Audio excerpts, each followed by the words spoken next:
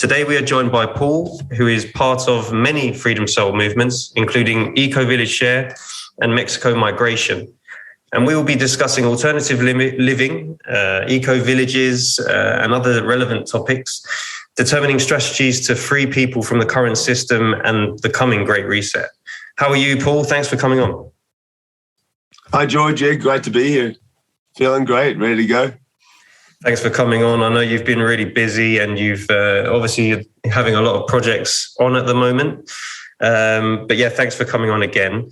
I guess let's start with just to sort of give a setting, what your story is and where you started, obviously all the way till now, but where does it start, your story and how you got here? Yeah, just to say as well, great question. Thanks, George. Also, it's been wonderful to connect with you. Just hear your passion, your energy, your vision as well. Really inspiring. So really good to be on the call with you. My story, I'll do a really brief run, even though I'll go all the way back because it kind of like sometimes gives people some inspiration or more of an idea of where people's stories begin. Often is a great way to understand other people and what are their motivations. I kind of had to figure it out about 10 years ago. I was like, why is this whole community thing so important to me, where I can't seem to meet as many people as passionate as I am about this topic and about humans collaborating more closely with one another to achieve greater success. In other words, creating by unifying, creating more prosperity. So there's a bigger pie, so we all get a bigger slice of the pie, kind of thing. And I think my grandmother was able to leave Czechoslovakia at the time when I was 1 year old, and that was a communist country, and she wasn't allowed to leave. So my mother didn't see her mother for 11 years. But as soon as she was a pensioner, as soon as she stopped being a taxpayer, suddenly the communist regime there had a heart and said, "Look, we think you haven't seen your daughter for so long. If you like, you can go to Australia, but the only thing is you'll lose your pension and never get it back, and you can never return." And of course, that was an offer she was happy to accept, and my family as well. So I was blessed to have my grandmother with me from the age of 1 till 18, and she was there every day. I'd come home from school, she was there. Anyway, she was from a small village called Pukanets, and she was a really strong influence in my life. I won't go into it anymore, I'll start getting emotional, but just she had that small village kind of mentality, and she just was always there to help everyone, especially the family. And she really enjoyed giving and caring and sharing. And I find the same thing in Mexico. That's why I felt so at home when I first came here when I was 19. And I'm a bit old on that now. But it's been about 26 years or so or more. But yeah, it's that's kind of my main motivation for how I got into community, I guess. And then we've done many experiments in community, different types of urban community gardens, a community center where we had yoga, meditation, ecstatic dance. We had a Friday foodie festival when everyone would bring food. Ideally, and we definitely stressed that we only want organic food and no junk food and nothing from the big Nestle's, Coca-Colas or main brand name junk foods or processed foods. So it was a real healing space, and that was an urban project. And I've visited many eco-villages. So I guess really when I look back and think about why was I so inspired, it would be my family cultural background from Czechoslovakia and my mother and my grandmother being from a small village, even though my father is from Prague. And he was a lot colder and a lot more like a city kind of vibe, where my mother's side were very much from a tiny village of 8,000 people. Yeah. That's very interesting. Yeah, it's so true where it looks like just the small village lifestyle is still, it's not that far away. It's not been that many generations away, but it feels like we've disconnected so much from that it just seems so different to what our usual lives are in the city or in large towns, for example, obviously in the West.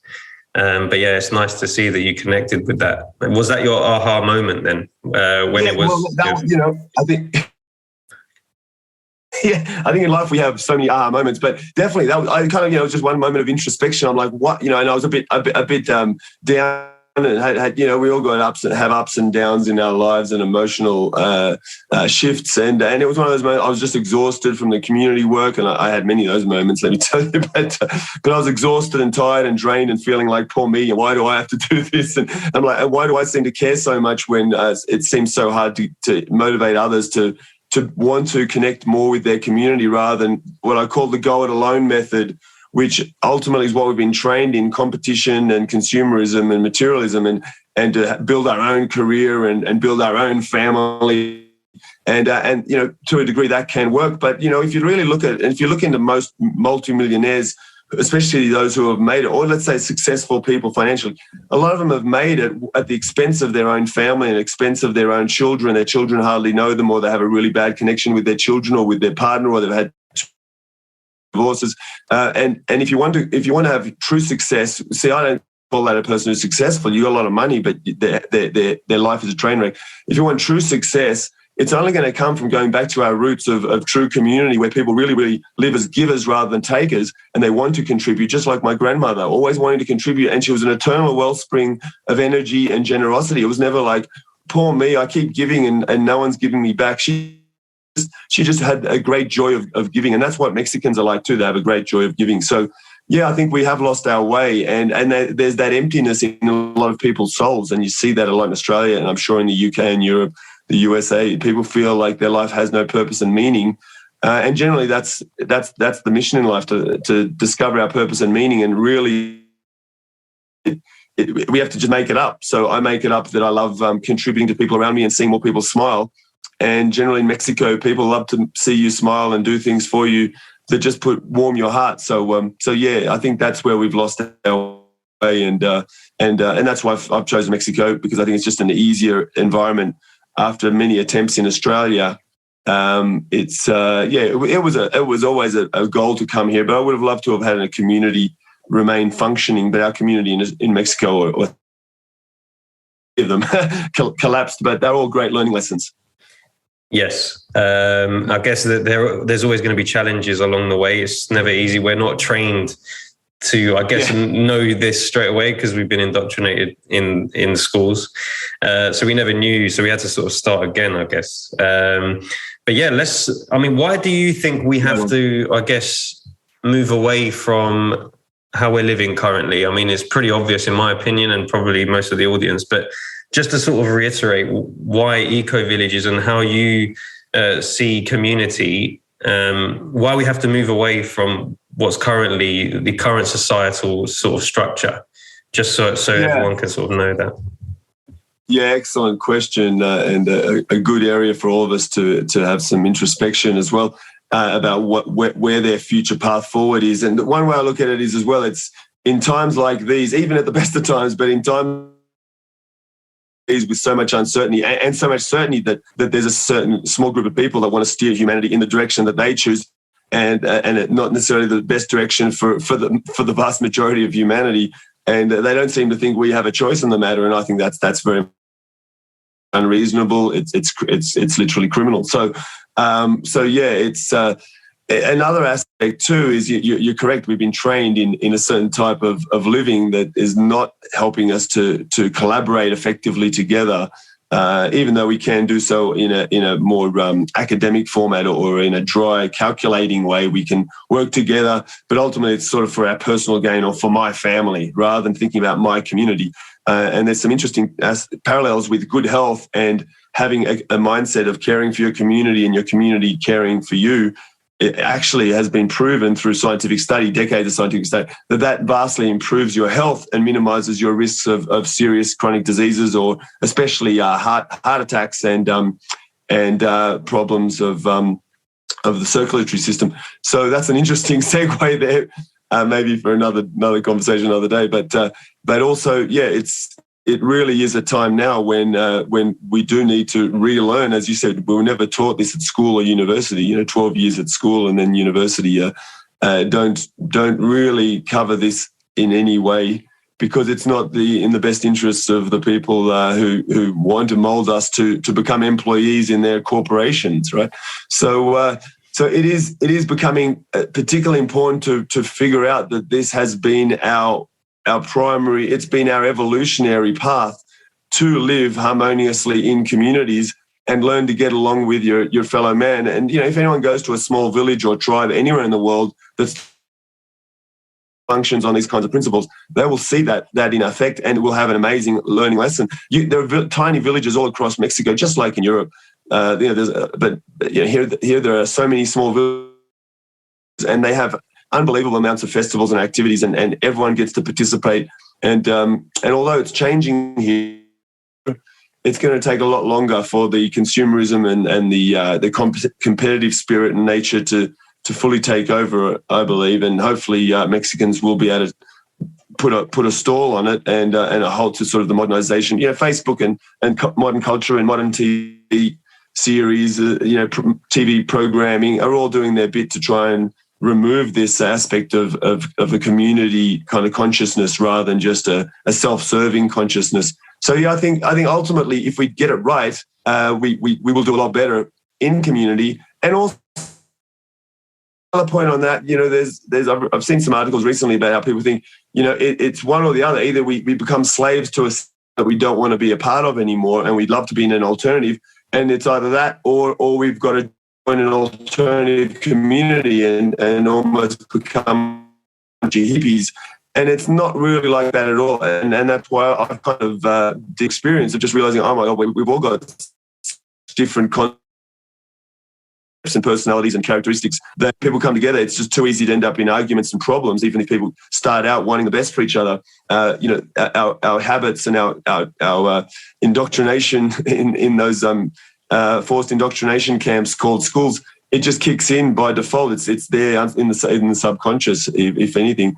And then we do need to actually have options. So I call it a hybrid eco-village system, and anyone can call it what they want, but basically it's not just one eco-village and everyone needs to fit into this model. It'll have something for people who just to give you an example, like a normal permaculture with animal husbandry, another section where people actually legally are separate and they have legally separate agreements, but they all coordinate with each other. So you can have an eco-village with permaculture and animal husbandry. Another eco-village is for more people who are vegetarians or vegans. And then another section can be for people who want to live individually yet benefit from some of the benefits of these communities, but they don't want to jump right in and mainly share land with others and share tools. For example, a chainsaw, share a communal kitchen. People can have a kitchen in their home as well, but maybe in the eco-village, it might be agreement between the people that you meet for dinner once a week to just check in, make sure everyone's feeling well, and have that sense of community. If you just come to the community dinner once a month, well, you're not really living in a community. That's people need to define what their ideals are for how they look after each other and how many activities they participate in each week. One day a week, working in the garden for 3 or 4 hours may be part of the agreement. But some people might want nothing to do with that, so that they can still be welcome in the community because they have other amazing skills. For example, people who are very much into crypto could have incredible skills that benefit a community, or blockchain training, or programmers, or people who live in a different way could still be a part of this sort of a hybrid eco-village structure that I have in mind based on my my years of what I call failures that make me an expert at everything that doesn't work. Yeah, the thing is, right, everyone wants to live their way, so there's always so many different facets. It can't just be here's how an eco village works, join it if you can. There's so many different types of people who want to start living in this way. You've got obviously the vegan and the meat eating differences. You've got also people who want internet, potentially others don't. You've also got permaculture differences and land resolution, which I think the biggest base issue is actually people can't do conflict resolution. And I think this is where we fail with our communities, unfortunately. But hopefully, I don't know, maybe this type of event that's going on in the world at the moment potentially helps people move more into their heart space and out of the ego, which blows up everything. And that's the reason why we can't even have communities anymore. But I think another interesting point to go back, I know you mentioned that this, the sort of elite want this sort of type of lifestyle, of a smart city life. It is ultimately a choice. I think we're so much more powerful than we think we are, and it is a choice for us. In my opinion, they can't really force you to do anything. In my opinion, okay, they can get people with guns around, but I mean, how real is that going to happen? Is that really going to happen? Let's say, I believe it is a choice, and you can make that choice. It's just a massive leap to make that difference. We've just been used to feeling like a slave and like working for the man and keep paying taxes and everything. Let's make that leap, and the life will be better over there.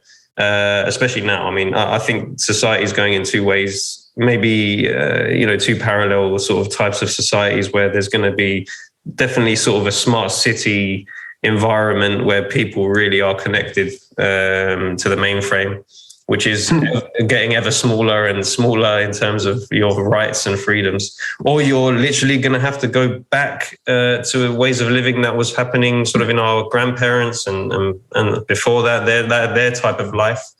Where we have to, decentralize food, decentralize everything, basically, get everything into our own hands instead of relying on the corporations to provide that for us. So, no, it's great work that you're doing. I wanted to ask, actually, how are the homes on these on the land that the community land? I mean, what are the homes made from? What kind of materials are these sort of earth ships? Are they tiny homes? Are they a mix of all types, or what? Just give us an indication of that. Yeah, if I'll answer that question. Great question as well. And just in response to your comment, well thought. I really do appreciate the fact that you've also been deep in the corporate world.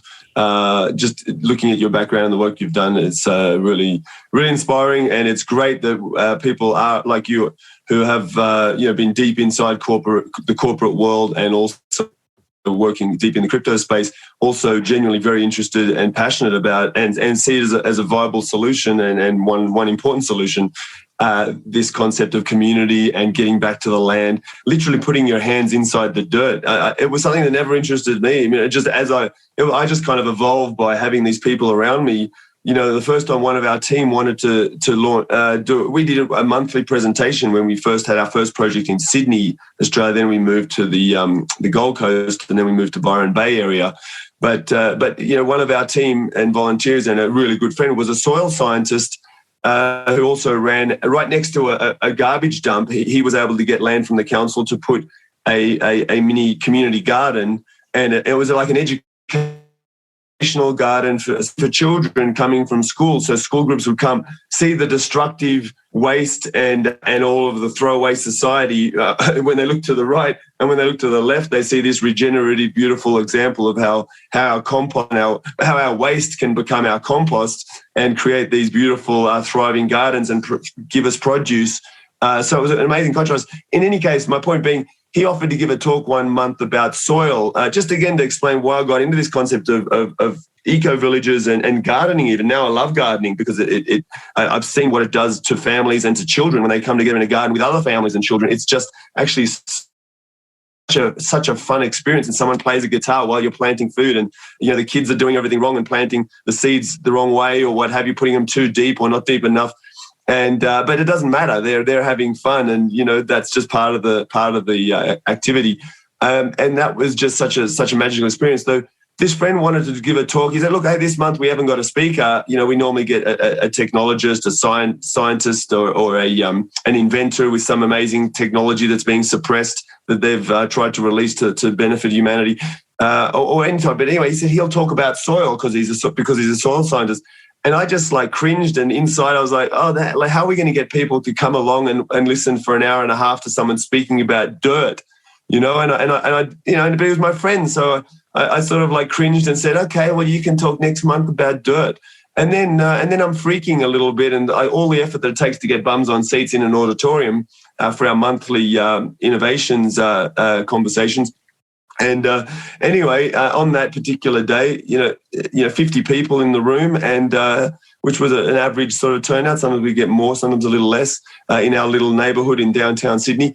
And then I was literally brought to tears because he just explained the meaning of dirt and the meaning of soil, and how if we don't look after our dirt, we all die.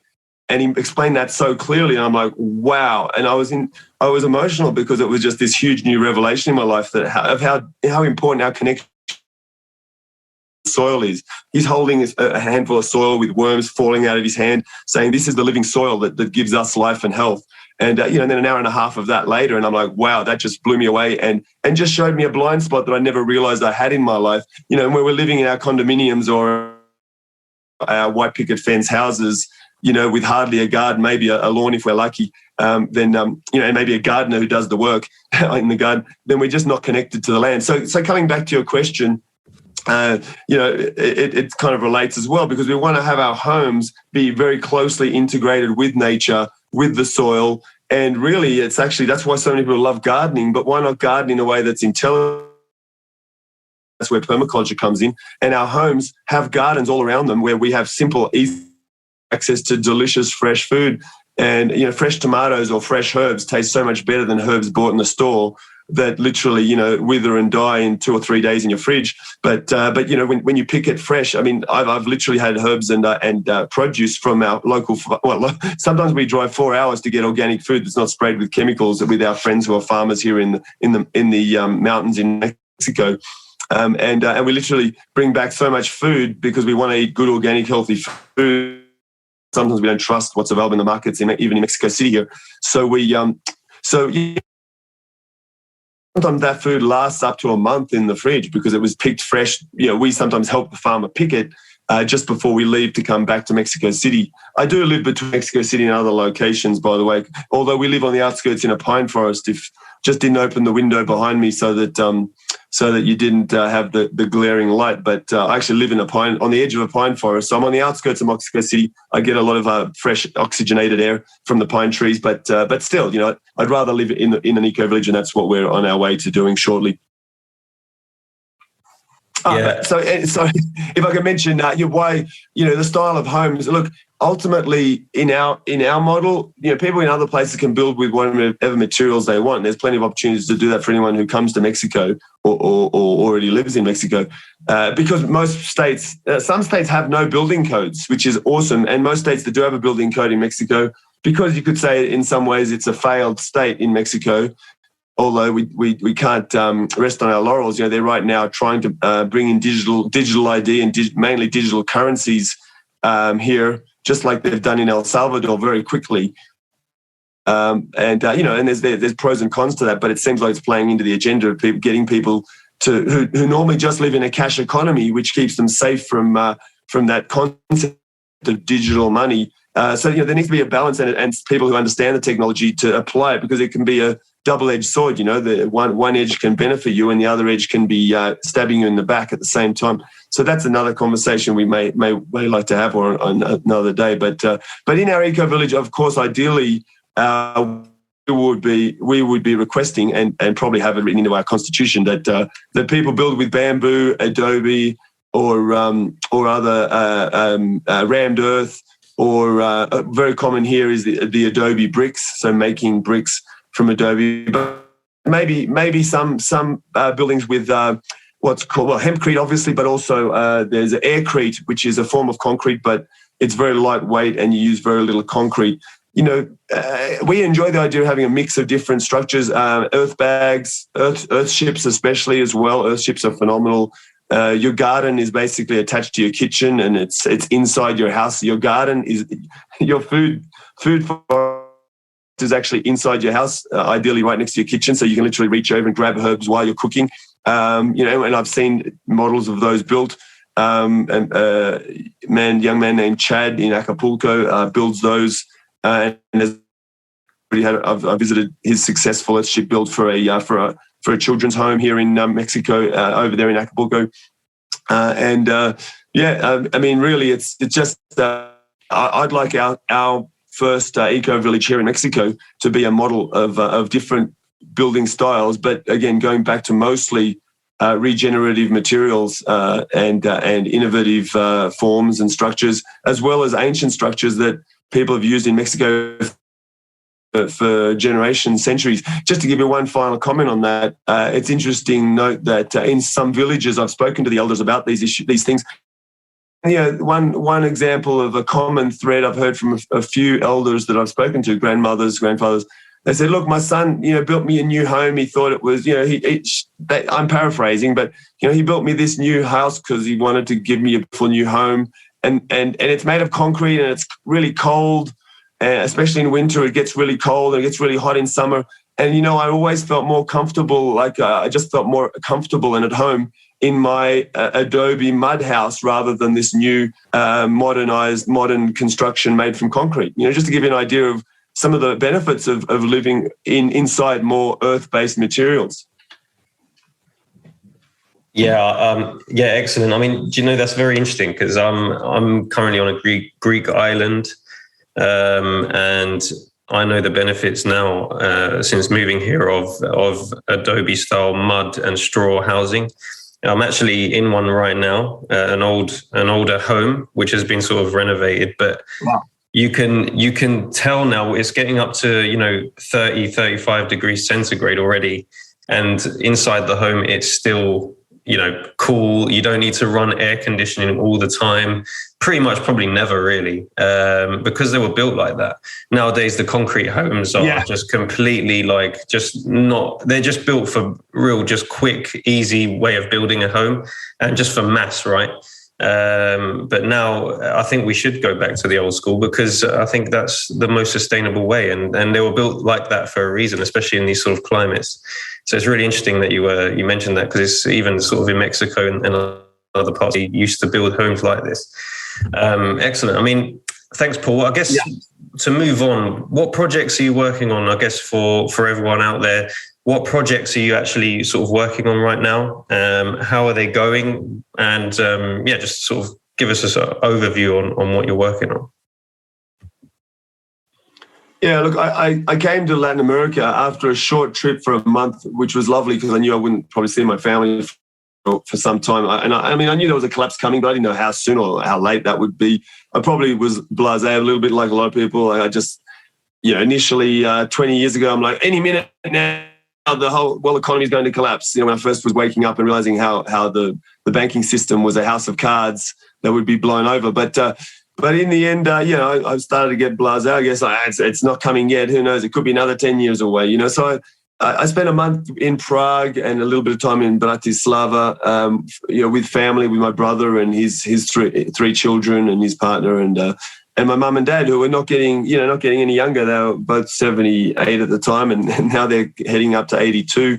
God love them, and they're thankfully they're still in reasonable health considering their age. Dad's got one eye, but he's been driving with one eye. He still drives at 81, and he's been driving with with one eye for a number of years now, which I think that's already amazing to do that at that age. But then a one-eyed driver seems I'm a little concerned about that. But KZ's happy and he's still driving. But then I came to Latin America. I didn't know where I wanted to base myself, but I had a feeling it'd be Mexico, and I knew there was a large community here. Freedom Cells communities, and also the Anarchapulco community forming in Acapulco were inspiring to me, and by all accounts, a lot of people were moving to Acapulco. In the end, Acapulco, just again, a big city. It's got a bit of crime and security issues. But overall, my friends who've lived there now for 2 to 3 to 4 years, haven't had, some of them stayed there ever since they went there to the first Anarchapulco, which was about 5 years ago now. But I felt that Mexico was going to be this. But I thought I'd really travel around first, and before I decide where I was going to base my next main project. And I thought time was in my favor, and I had the luxury of saying, look, if I'm going to live somewhere, I want to choose the place that feels right to me. Never knowing it was going to take 4 years, but I spent 1 year in Guatemala, Belize, Panama, and Peru, and then after that, headed up to Anarchapulco in 2018, and that was my first Anarchapulco. And that was a huge eye opener and a great connection. But I didn't feel like the community in Acapulco was going to be for me, and I always felt like I wanted to be close to the land. So it ended up in a 3-year journey exodus all around Mexico, looking for where felt ideal to base myself. And and start a project. And I've visited some incredible new friendships and connections and people I'm working on projects with to different extents in different villages. But I realized I'm a coastal guy. I love living on the coast. I used to surf a little bit as well. And I just thrive beside the ocean, or at least close to the ocean. And Mexico City doesn't help with that. It's about 6 hours to Acapulco, and also maybe 5 hours.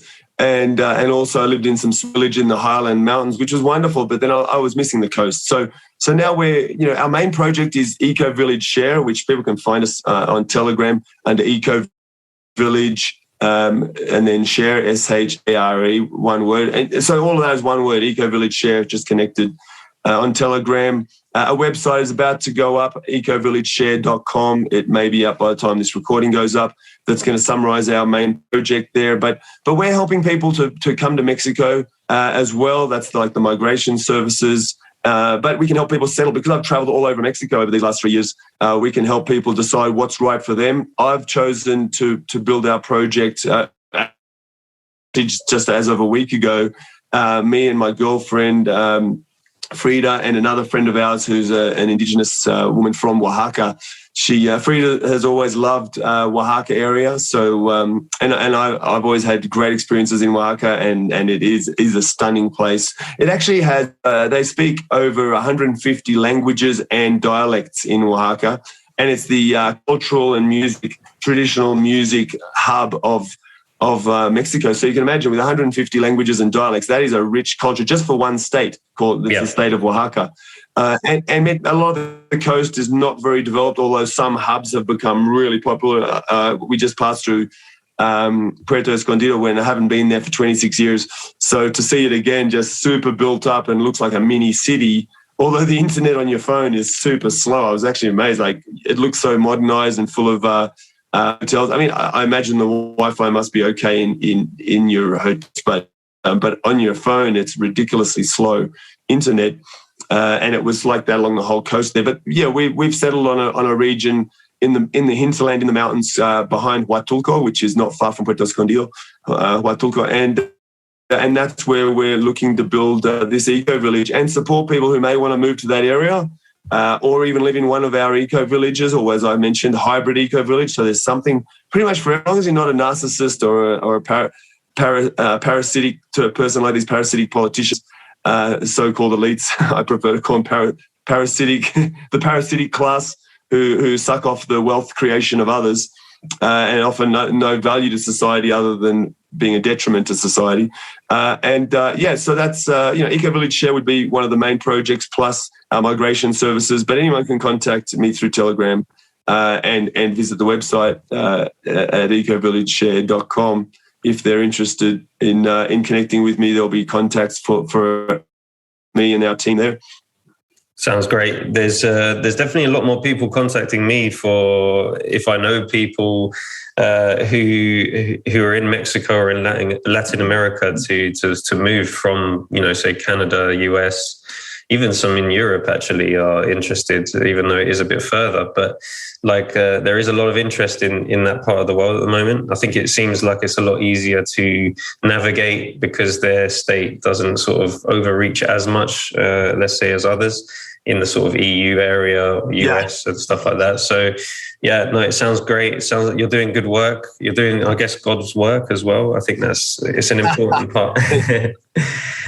So I guess, what other ways can people get involved in the project apart from sort of, I guess, let's say if they wanted to help out in the projects, not only, let's say, potentially move into the project, but actually even help the project grow. Is there ways for people who can get involved? Yeah, as I mentioned to you off the call recording, that we're focused on building the correct team as a foundation for a successful community experience. Also, a major focus of mine is co-ops and branding and organic foods. That was, again, what generated our income in our communities and our projects in Australia for all of our education campaigns that we were doing in Australia. So a big thing is organic food products, cooperatives.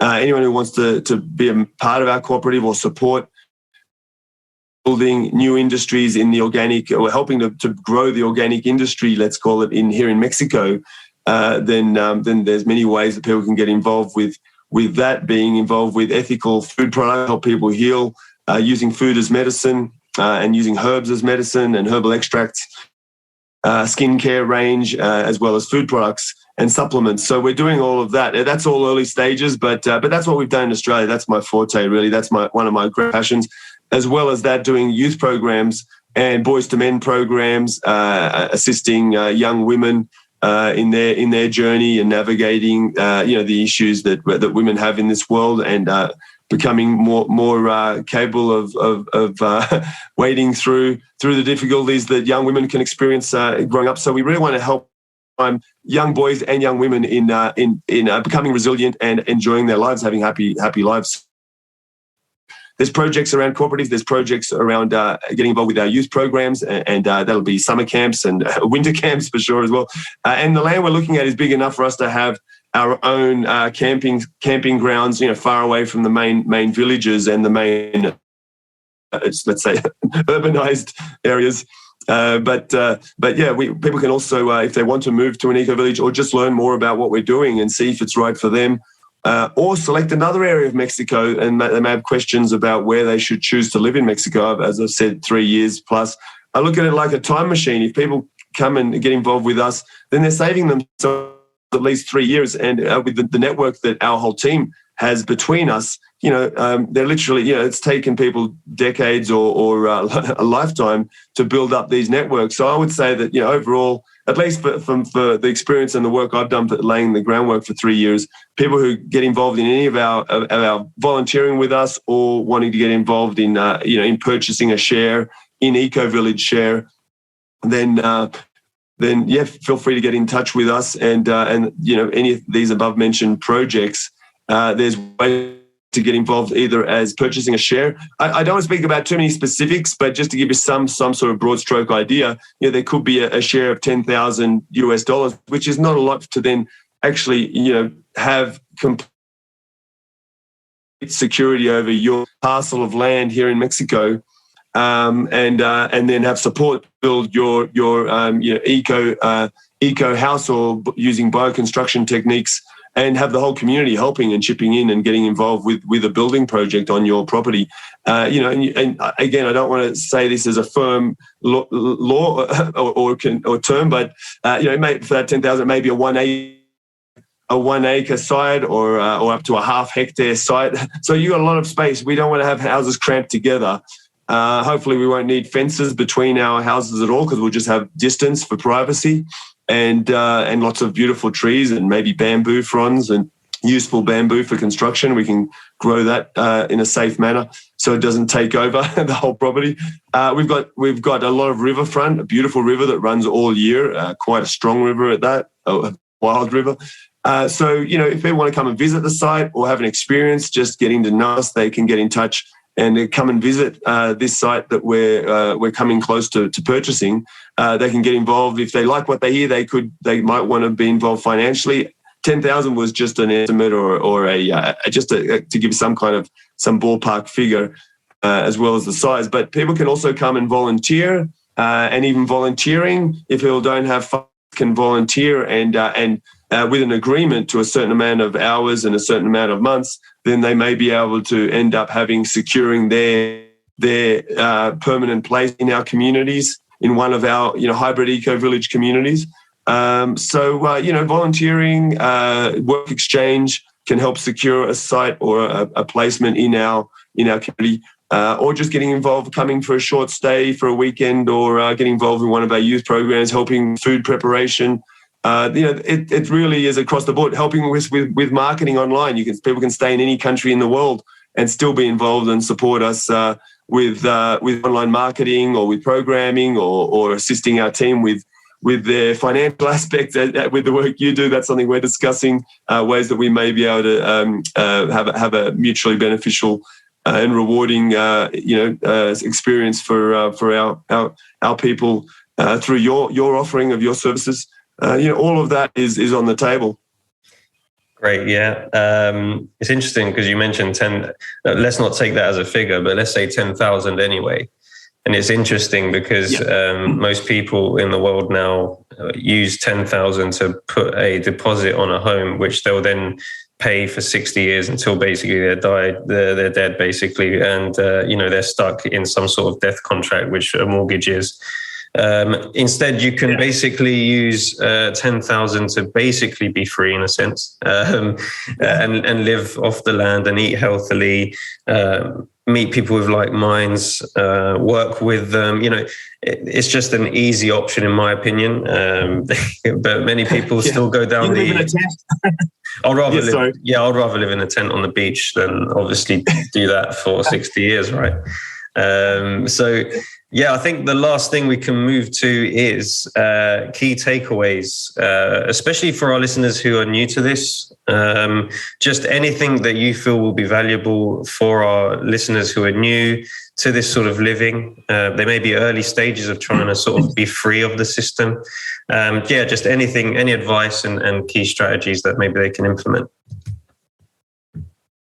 That's another wonderful point to make and a great way to close. It really is where the rubber meets the road, right? It's really where things. It's our emotional state and our ability to see a brighter path ahead with everything we're seeing going on, especially in the news. I mean, I hear cars even here in Mexico driving past, and you hear the propaganda coming on between the songs and there's no wonder people are so fearful today and so concerned. And I have my moments. I'm far from able to be immune to all of this. Although I won't take a vaccination, but I wish there was a vaccination for the propaganda, right? But but we need to keep. It's something that we need to keep working on together, right? In our own mindset and having the right kind of people around us. So if people are working closely with you or your networks and getting this positive kind of reinforcement of what's possible and focusing on that and realizing that we don't need to change the entire world. This is what was my great realization.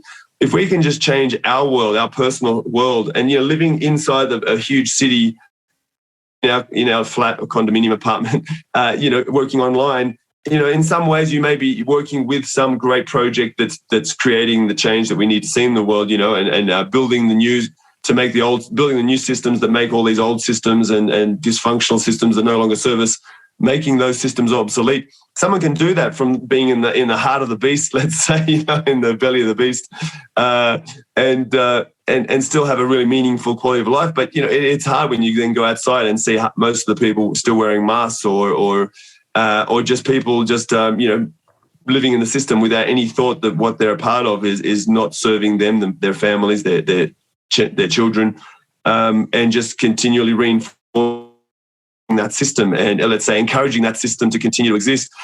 So if I can give people any kind of simple advice just from my own personal experience, it's been the more that I've connected with the land, put my hands into the dirt even literally, which I thought was a waste of time once, and now I see the value of it. When you do that with a good bunch of people, with friends and enjoying the entire experience, sharing a meal together, and some people playing some acoustic guitar music and singing while you're planting in the garden and while you're learning from other incredible no-dig gardening techniques and ways to grow food that's easier, working smarter rather than working harder in all aspects, whether that be in home building or gardening or food forest design, so we have an abundance of food.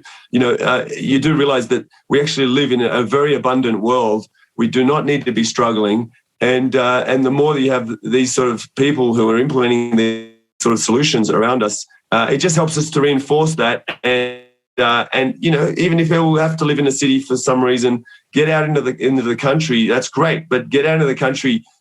Find some local organisation that's running,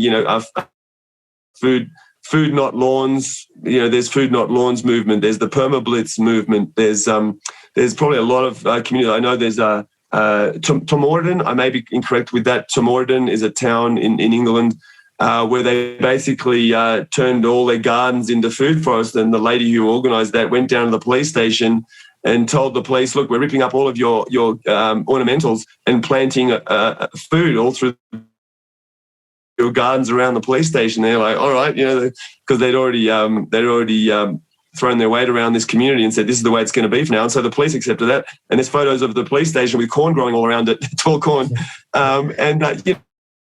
people can get involved even in their communities in finding creative ways to learn about community gardening, learn about bioconstruction, go and do a permaculture introduction to permaculture course, or just go and join any kind of earthship building or a bioconstruction building, if that's more your interest, carpentry or building, if it's not so much gardening. But I recommend a little bit of everything, even if it's building a pizza oven, out of adobe or straw bale, which is called a cob pizza oven. Then that to me is a really huge. That's the new revolution, really. Getting involved in your community, sustainable and self-sufficiency is really the new way to be a radical. It's not about becoming revolutionary, raising arms. What these organizations or these parasitic classes fear is us becoming independent, self-guided individuals. Yeah, if you can grow your own food, if you can build your own home, if you can have your own water, at that point you don't need to do a degree it used to get you jobs, but now it obviously doesn't, and now it obviously is still indoctrinations. But that was always like what we had to do. Let's go to school, get a degree, get a job.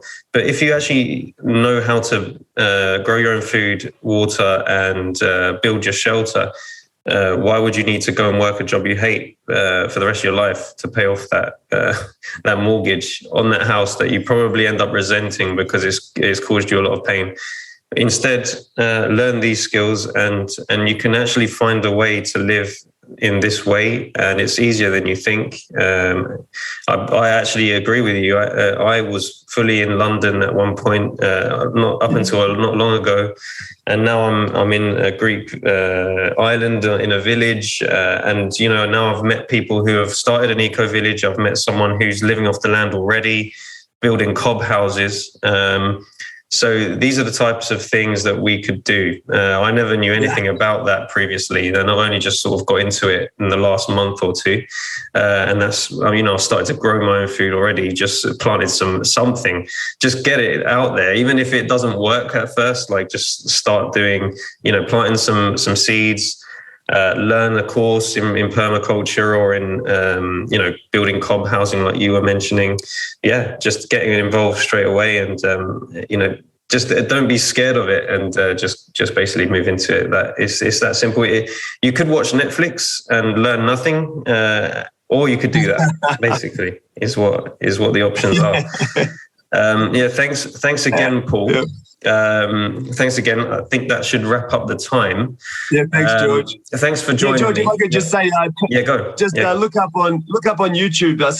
TED Talks, Tomorden Edible Landscapes. So TED Tomorden Edible Landscapes and TED Ron Finley Guerrilla Gardener. Or if you put in TED Guerrilla Gardener, those two videos, and they've probably got a few videos, but they're super inspiring videos that I found. They're old but gold. Definitely, if anyone wants to get inspired about alternative ways of living, there you go. Nice one. I'll include that in the show notes. So yeah, thanks for joining me today, Paul. I'm looking forward to having you on again in the future. Obviously, when your projects have maybe advanced to another stage. Definitely interested in having you back. I guess make sure you subscribe to the podcast on iTunes or Spotify. Plus, if you're interested in having one-to-one consulting to prepare your wealth for the Great Reset, check out the episode show notes for a link to cryptonimousconsulting.com. Also, we'll put all the links to the Ecovillage share and Mexico migration and other of Paul's material in the show notes. So definitely check that out. So nice one. Peace and love to you all. Thanks, Paul. Thanks, guys. Thanks a lot, George. Great work. Cheers. Thank you.